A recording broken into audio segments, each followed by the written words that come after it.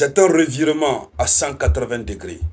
C'est un revirement du jamais vu auquel la France vient de procéder.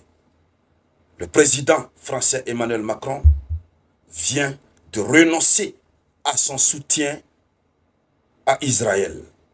Oui, comme on le dit dans la langue de chez moi, et je l'avais répété tout à l'heure,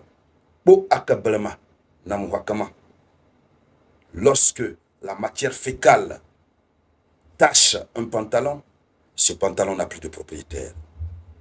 Israël est dans de sales draps. Il ne fallait pas réveiller le lion qui dort. Ils ont soutenu Israël. Ils ont encouragé Israël. Ils l'ont même motivé. Ils lui ont apporté son soutien. Jusqu'à ce que la France a dit que Israël a le droit de se défendre. Israël se défend contre quoi? Qu'est-ce que l'Iran a fait à Israël? Voici la question qui se pose. Ils ont mis leurs pieds dans le plat. Ils ont voulu mettre du sable dans le manger de l'Iran. La réaction spontanée de l'Iran les a dépassés. Emmanuel Macron vient de renoncer à son soutien. Les mots même qu'il a utilisés, ça va vous dépasser. Ça va vous dépasser. Ils ont encouragé l'Iran, Israël, j'allais dire. Ils ont donné la stratégie à Israël. Ils sont même allés jusqu'à utiliser la question des négociations sur le programme du nucléaire iranien comme étant une stratégie pour endormir la conscience de l'Iran afin de pouvoir surprendre l'Iran et frapper très fort. Ils ont surpris l'Iran. Mais ce qu'ils avaient oublié, ce qu'ils ne savaient pas, c'est que l'Iran était préparé il y a longtemps. Très longtemps. L'Iran savait qu'il ne fallait pas faire confiance en qui que ce soit.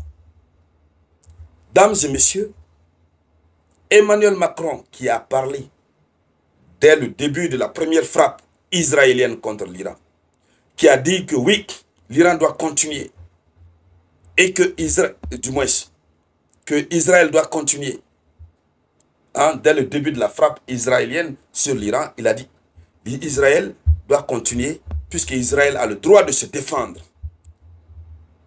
Et puis voilà.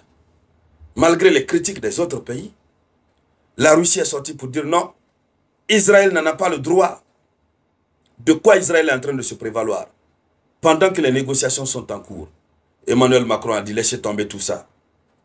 Il faut que l'Iran comprenne. Sinon, Israël doit continuer à bombarder. C'est la même chose que Donald Trump a eu à dire. Et voici, finalement, quand l'Iran a menacé la France, le Royaume-Uni et les États-Unis d'Amérique, l'Amérique a été le premier à renoncer à son soutien. On en a parlé dans une des vidéoconférences, la toute première vidéoconférence du matin, en ce 15 juin 2025. Et voici maintenant la France qui a activé le plan Vigipirate, qui est un plan de sécurité, d'alerte maximale, comme si tout cela ne suffisait pas. La France sait que quand l'Iran parle, l'Iran agit. Tout ce qu'il faut éviter chez l'Iran, c'est éviter de recevoir une promesse honnête de la part de l'Iran. Si l'Iran te promet quelque chose, l'Iran va le faire.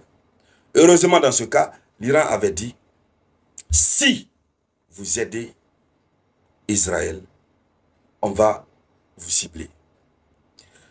Alors, Emmanuel Macron, Emmanuel Macron, oui, le président français, en cette soirée, vient de renoncer. Et c'est quoi?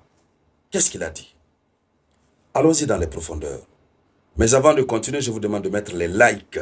Laissez un avis en commentaire. Vous savez, cette plateforme, ces gens-là ne veulent pas qu'on donne la bonne information, qu'on décortique très bien. Ils réduisent nos visibilités. Donc c'est à nous de contourner. Ces gestes que je vous demande, ça permet de contourner. Allons-y dans les profondeurs. Emmanuel Macron dit ceci. Il dit, la France n'a participé à aucune opération défensive d'Israël, car elle n'a pas été sollicitée.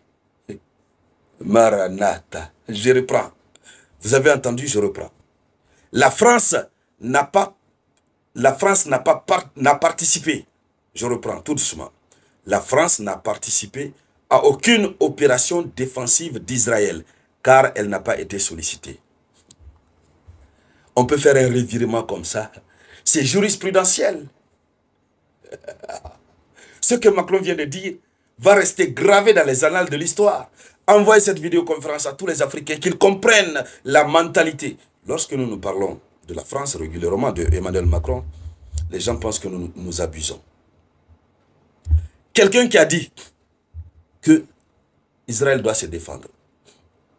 Ils ont même aidé Israël. Maintenant, il dit, la France n'a participé à aucune opération défensive. Ça veut dire quoi concrètement? Allons-y doucement. Ça veut dire, nous, la France, nous avons dit que Israël a le droit de se défendre. Mais c'est Israël qui a le droit de se défendre. Nous, on ne l'a pas aidé à se défendre. Donc, opération défensive, c'est ce que ça veut dire.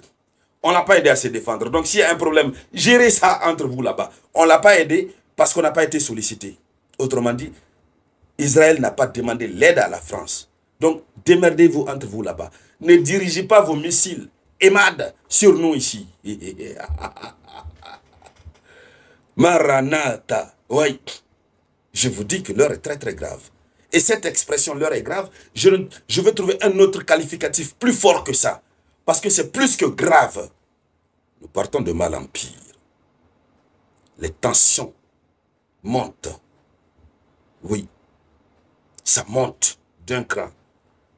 Et l'Iran est d'une détermination inédite. Allons-y dans les profondeurs. La France se justifie. Hein? Elle ne se limite pas là, elle se justifie. Qu'est-ce que la France dit? Emmanuel Macron dit, la France avait procédé depuis une base en Jordanie, en avril 2024, à des interceptions de missiles et de drones iraniens visant Israël. Mais les relations entre Paris et Tel Aviv se sont dégradées depuis le début du blocus humanitaire israélien sur Gaza. Donc Emmanuel Macron dit, les relations se sont détériorées. On les avait aidés, c'est vrai, en 2024. En avril 2024, il donne même la date, la périodicité. Il dit, mais non, depuis l'affaire de Gaza, l'affaire humanitaire de Gaza, non, il n'y en a plus rien entre nous. On peut être comme ça. Voici celui-là que certains Africains présentent comme modèle. C'est lui qui est présenté comme modèle.